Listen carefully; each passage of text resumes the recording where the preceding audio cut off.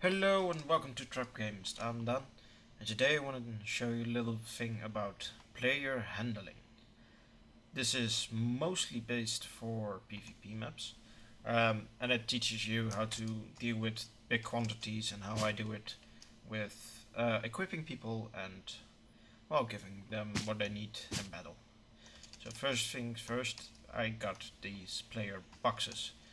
I probably have shown you them already in the remnant map from Fire UK. They're quite in there.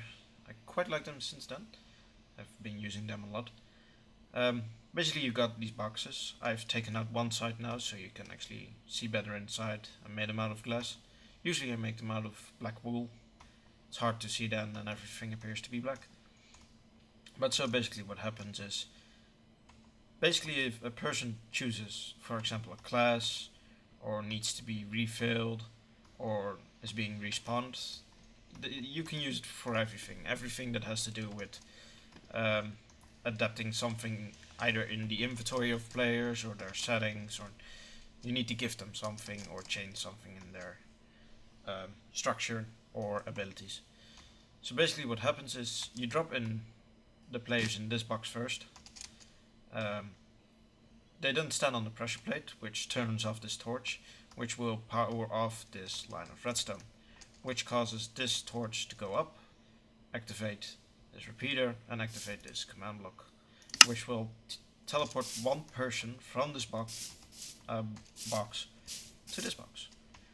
This box has 4 dispensers, giving them armor, in this case normal and regular armor. The pressure plate that's actually inside here activates them all.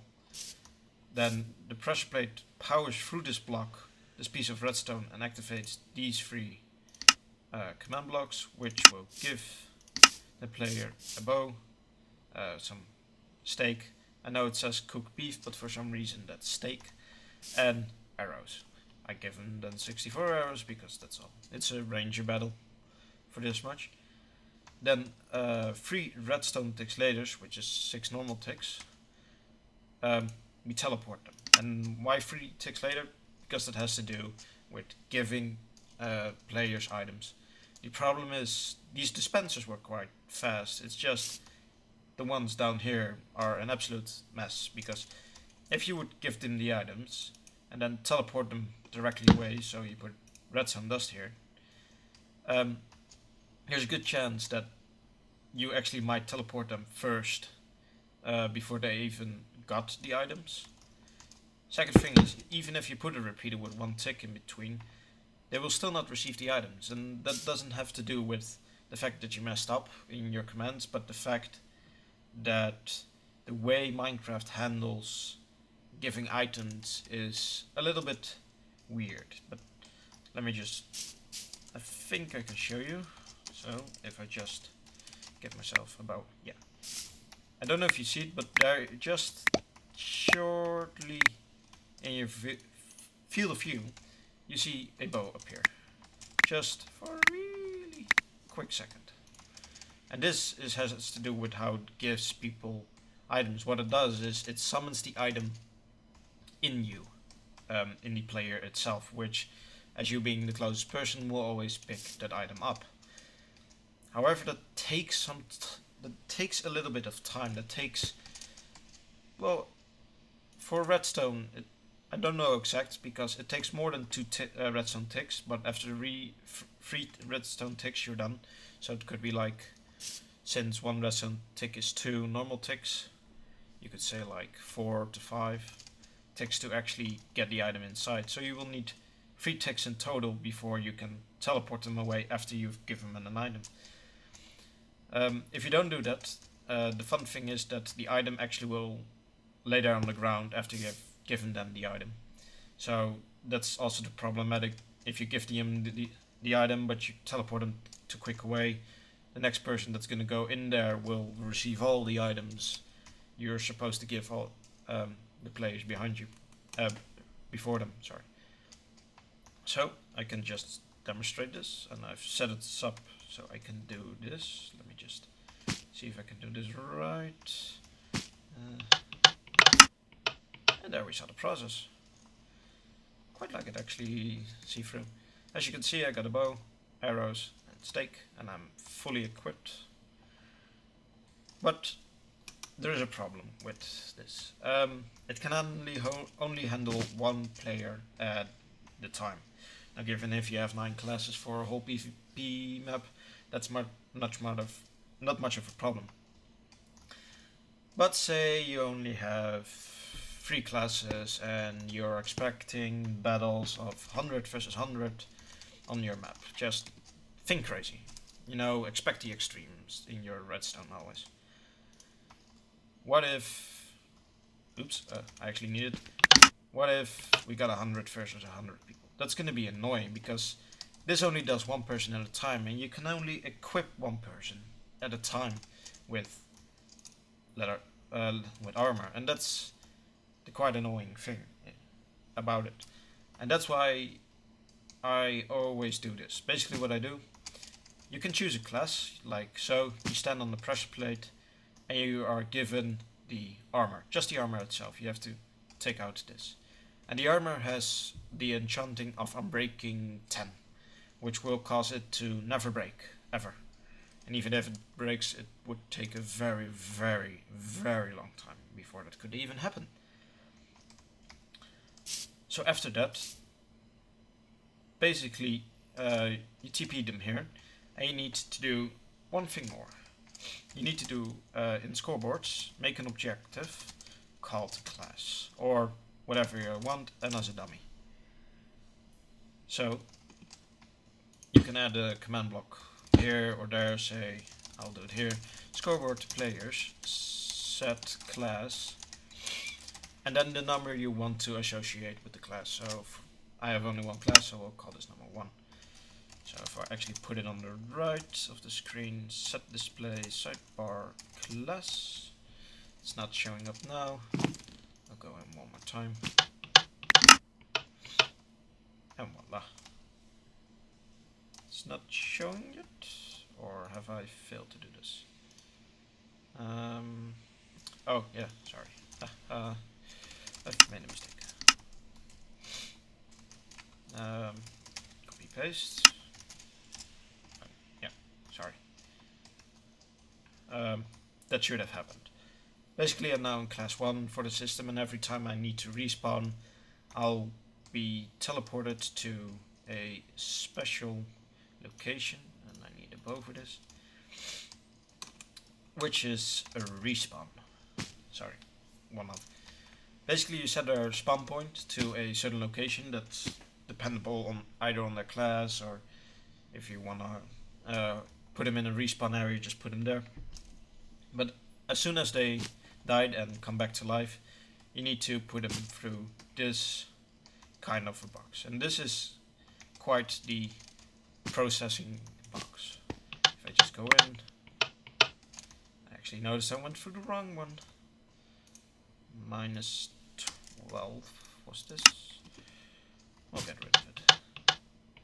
Oh voila. As you can see, I still have my armor, and I have mistake, but I'm missing a bow and arrow, and what more. Basically what I'm doing here is you put everyone who died inside of this box.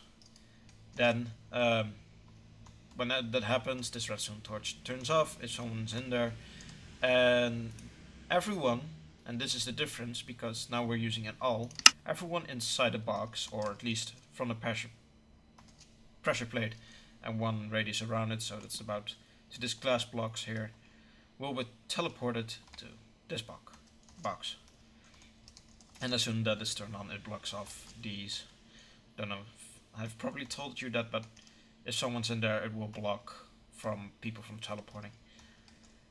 Then, as you can see, there is no repeater in this line, and this is why it's the processing, because it can handle all the people who got in here. So if you get, for instance, instantly 50 people inside this box, all those 50 people will be teleported to the next one, and they will be processed.